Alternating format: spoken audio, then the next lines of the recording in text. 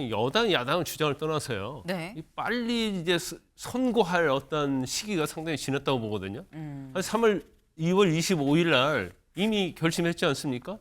지금 한 달이 넘도록 헌재에서 지금 결과를 내지 않고 있어요. 네. 그리고 평의도 굉장히 30분, 1시간씩 짧아졌다는 것은 쟁점이 이미 정해졌다는 거고, 아마 30분, 1시간 자체는 선고랄지 평결이랄지 그 초안을 어떻게 할 건가, 그 정도의 아마 것밖에 남은 것 같지 않습니다. 네. 그런데 지금 헌재가 어떻게 보면 헌법 수호기관이잖아요.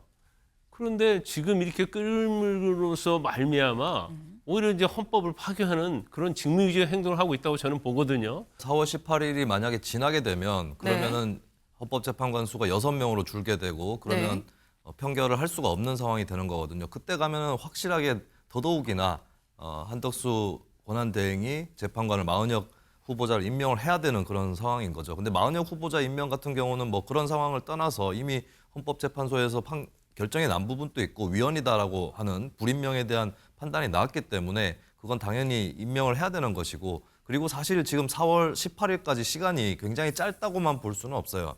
지금 사실 그 변론기일 끝나고 나서 한 달 정도 시간이 지났는데 그동안에 이미 많이 논의된 부분들이 있는 것이고, 그리고 공판갱신전차를 받는다고 했을 때 뭐 증인들을 다시 불러가지고 변론을 하고 이런 게 아니거든요. 헌법재판소도 더 이상의 시간 끌기를 중단하고 윤석열 대통령 탄핵 심판에 대한 결론을 조속히 내려줄 것을 강력히 촉구합니다. 헌법재판관들은 탄핵 인용 의견이 6명에 이르지 못하면 탄핵 청구를 기각해야 할 헌법적 의무가 있음을 명심하시기 바랍니다. 지연된 정의는 정의가 아니다. 유명한 경언이 있습니다. 헌재 이런 식의 침묵은 국가적 안오미를 조장하고 있습니다. 이걸 멈춰야 됩니다. 그 길은 빨리 대통령 탄핵 심판 선고를 다음 주라도 빨리 해야만 한다는 것입니다. 내일이라도 빨리 평의해서 평결을 내서 다시 빨리 대통령 탄핵 심판 선고 기일을 빨리 지정하도록 촉구하는 바입니다. 네. 국민의힘 초선 의원들도 그렇고요. 중진인 윤상현 의원도 그렇고요. 지금 헌재에서 빨리 조속히 결론을 좀 내달라라고 지금 얘기를 하고 있습니다. 근데 김광선 변호사님, 사실 불과 얼마 전까지만 해도 국민의힘에선 이거 아주 신중하게 결론을 내야 되는 겁니다. 시간에 쫓겨서 후루룩 결론 내면 안 되는 겁니다. 라고 얘기를 했었는데 살짝 좀 기류가 달라진 것 같다. 이유가 뭘까요? 일단 여당이 야당이 이제 동상이몽이라는 키워드가 딱 맞죠. 일단 헌재가 만약에 인용 결정을 하려고 하면 이렇게 늦어질 이유가 없는 겁니다. 네. 그럼 결과적으로 기각 가능성이나 각하 가능성이 큰데 이게 더 끌어가면서 이제 민주당이 계속적으로 줄태낭 얘기하고 마은영 임명하라고 하고 굉장히 압력을 많이 가고 있잖아요. 더군다나 이미선 문영배의 어떤 임기 연장을 하겠다는 법도 만들겠다. 그러니까 이게 이대로 가면 안 된다는 걸 얘기하는 거예요. 근데 사실 그냥 여당, 야당을 주장을 떠나서요. 네. 빨리 이제 선고할 어떤 시기가 상당히 지났다고 보거든요. 한 2월 25일 날 이미 결심했지 않습니까? 지금 한 달이 넘도록 헌재에서 지금 결과를 내지 않고 있어요. 네. 그리고 평의도 굉장히 30분, 1시간씩 짧아졌다는 것은 쟁점이 이미 정해졌다는 거고, 아마 30분, 1시간 자체는 선고랄지 평결이랄지 그 초안을 어떻게 할 건가, 그 정도의 아마 것밖에 남은 것 같지 않습니다. 네. 그런데 지금 헌재가 어떻게 보면 헌법 수호기관이잖아요. 그런데 지금 이렇게 끌므로써 말미암아 오히려 이제 헌법을 파괴하는 그런 직무유기적 행동을 하고 있다고 저는 보거든요. 그래서 여야의 어떠한 이념이랄지 아니면 정치적 유불을 떠나서 이제 선고해야죠. 8명 있으면 이제 결론은 났다고 봐요. 누구를 설득한다고 해서 이쪽으로 넘어오고 저쪽으로 가고 그러진 않을 겁니다. 네. 근데 이게 계속적으로 이렇게 가니까 국정도 혼란스럽고 불안정하고 또 정치 어떤 여야가 스스로 이득을 위해서 굉장히 무리수를 많이 두고 있거든요. 이거의 원인은 헌재가 선고 결과를 늦게 때문에 그러는 거예요. 그러니까 빨리 선고 내야 하고 4월 18일까지 넘어가면 저는 절대 안 된다고 보고요. 네. 적어도 이번 주 안에는 헌재에서 선고를 해야 합니다. 네. 자꾸 지금 선고가 뒤로 늦춰지는 게 결국은 기각 가능성이 높은 거 아니야라는 일각의 이 전망, 이 해석만 낳고 있는 거 아니겠느냐라는 말씀이에요. 그러니까 더 끌면 안 된다. 빨리빨리 내야 된다. 국민의힘에서도 시간이 뒤로 가면 갈수록 뭔가 아직도 결론이 안 난다는 얘기는 기각 가능성이 좀 점점 커지니까 그럼 지금 빨리 선고를 내자라고 얘기하는 거 아니겠느냐라는 건데 근데 그렇다고 한다면 사실 여야의 입장이고 그럼 바뀌겠네. 민주당은 빨리 선고 내지 말자고 얘기하고 있는 거 아니야라고 생각할 수 있는데 어제 이재명 대표가 SNS에 글을 올렸습니다. 뭐라고 올렸느냐. 헌법재판관 여러분도 우주의 무게만큼 무거운 짐을 지금 짊어지고 계십니다. 고심에 고심을 거듭하고 계시겠지요. 선고 늦어지는 사정을 알지 못하는 국민은 불안감, 의구심을 가질 수밖에 없는 상황입니다. 그러므로 현명한 결정을 하지만 신속하게 내주시길 바랍니다. 현명한 결정 하지만 신속하게. 신속하게 이 부분은 여당과도 뜻이 같아요. 근데 여기서 말하는 현명한 결정은 뭐냐라는 거죠. 김수민 의원님. 현명하게 근데 신속하게. 어떻게 보십니까?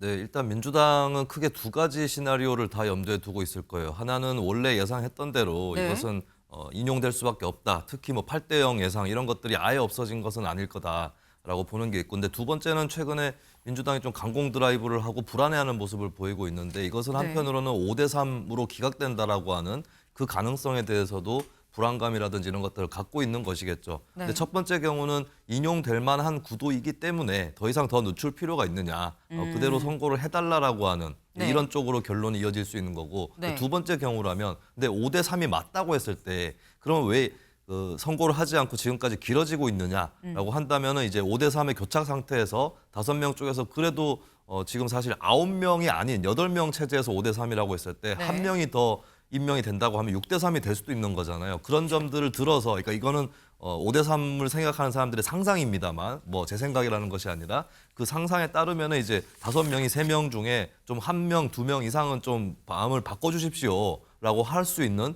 그런 구도라고 보고, 그러면은 기각 의견에 서 있는 재판관이 혹여 있다 할지라도 국민 여론이라든지 또 이 탄핵 재판의 좀 신속한 선고의 필요성 이런 것들을 감안해서 좀 신속하게 결정을 해달라.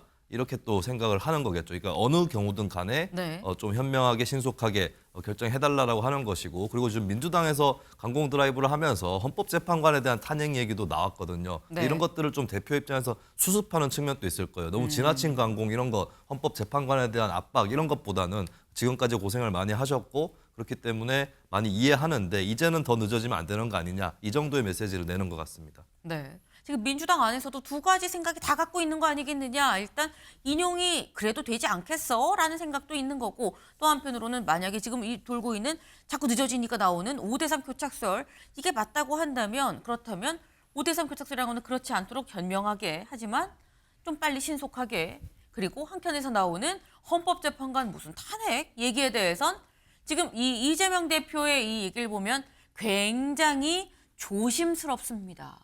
헌법재판관 여러분도 우주의 무게만큼 무거운 짐을 짊어지고 계시는 거 압니다. 고심을 거듭하고 계시겠지요. 하지만 그런 사정을 밖에서는 잘 모르니까 그래서 이런 우려도 있습니다. 빨리 결정 내려주세요. 라고 얘기하면서 뭔가 재판관들에 대한 이 탄핵 얘기를 좀 이 수습을 하는 다독이는 이런 부분도 좀 있는 것 같다라는 말씀을 해주세요. 그런데 신속하게 해달라라고 얘기를 하면서 한편으로는 민주당에선 마은혁 재판관 빨리 임명해달라라고 지금 얘기를 하고 있거든요. 근데 나경원 의원이 SNS에 이런 거를 올렸어요. 볼까요? 마은혁 추가 임명? 지금 상황에서 문형배 임혜선 재판관 퇴임일이 4월 18일 이전에 심리 제기하고 다시 종결하고 기록 검토하고 평의 편결하는 건 이건 불가능한 스케줄입니다. 라고 얘기를 했습니다.